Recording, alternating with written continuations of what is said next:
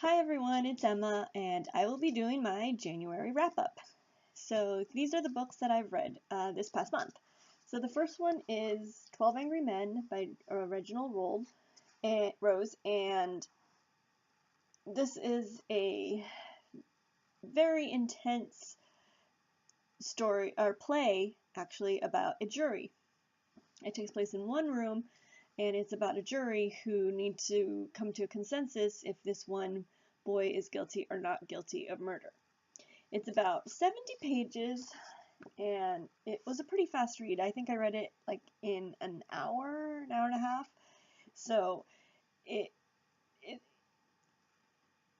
because this was a classic, I saw the movie a long time ago, and it still remains one of my favorite movies. So, and I believe I read this play a while ago, but because it was just so good, I had to read it again.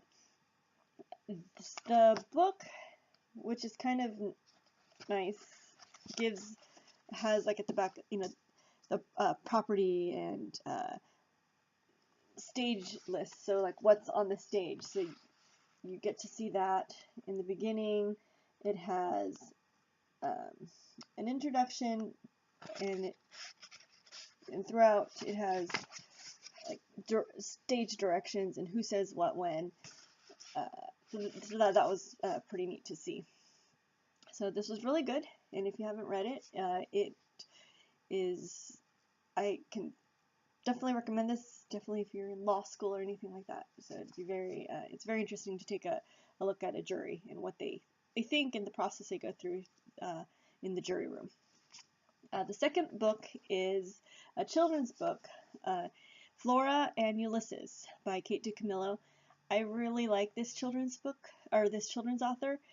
This book is the winner of the Newbery Award, and I wanted to read it because I've read some of her other books. I believe it was The Tale of Despereaux, Because of Winn-Dixie, The Miraculous Journey of Edward Tuttle, I believe she read also.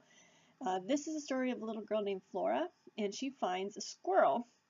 And this is a smart squirrel. He can actually think and write. And so she's like, oh, let's be superheroes together. She's very nerdy, so she's read like all these comic books, things like that. Throughout the book, there are illustrations. So I don't think any of her other books had illustrations, but these ones do. And it's actually illustrated by K.G. Campbell. So it's some more. It's kind of nice to see the illustrations because throughout the book she keeps thinking of herself as like superheroes, and she's read a lot of comic books, so it kind of harkens back to that. And so it's like what happens when these two team up. So there's a lot of very nice themes in here. There's like friendship, adventure, mystery. So it was a really good book. The next book on the list is Across a Star-Swept Sea by Diana Pearson, and I believe this is part of a duology. The first book is a retelling of Jane Austen's Persuasion, and this one is a retelling of The Scarlet Pimpernel. So it was kind of interesting because there's a gender swap. So the Scarlet Pimpernel now is a princess, and the character who's supposed to be Marguerite is actually a doctor. So, and it takes place in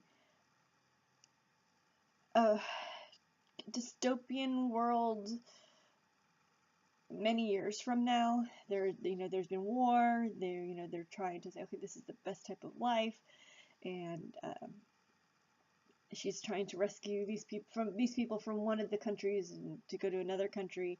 So it was really good. It was kind of fun to see the similarities between the Scarlet Pimpernel story and this one. I'll be reading a section and go, oh, I remember this part. Oh, I remember this part. So that was pretty fun. It was a fairly fast-paced read. So yeah, it was pretty good. So Across a Star-Swept Sea.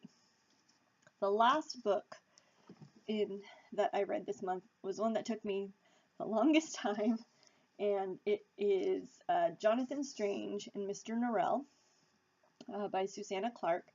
This is very big book. It's about 800 pages, and it's about these two magicians who bring back magic to England and what happens after that. So if they have their difference of philosophy, and then there's a falling out, and then what happens, and it's really good. What made me want to read this book is that one of the reviews had said, it's as if Jane Austen had written Harry Potter. And I was like, oh, I like Jane Austen, I like Harry Potter, okay, I'll give it a try. It definitely has the Jane Austen-esque because of the humor, because there's some very dry English humor in it, but I would say maybe it's more like if Charles Dickens had written Harry Potter, because there are lots of parts where it's very descriptive. One of the things in the book, let's see if I can show you, is that there are footnotes. So here's the beginning of a chapter. So here's the story, and then here's the footnote. So what will happen in the story, someone will mention, oh, do you remember the story of the shoemaker? And they'll have the footnote, and then you look down, and then there's the footnote, and it has the story of the shoemaker. So now you know the story of the shoemaker. Or it would be, oh, they mentioned a book, and then there's a little footnote, and then you look down, and then there's the little blurb of who wrote the book and what circumstances the person wrote the book. So that was pretty that was pretty fun to see. I will be doing a more in-depth review of this book, so keep an eye out for that. But yeah, those were the books that I read this month, and hopefully I'll have some more good ones for you next month. So let me know what books you read this month in the comments below, and I hope you like this video, and I will see you guys next time. Bye!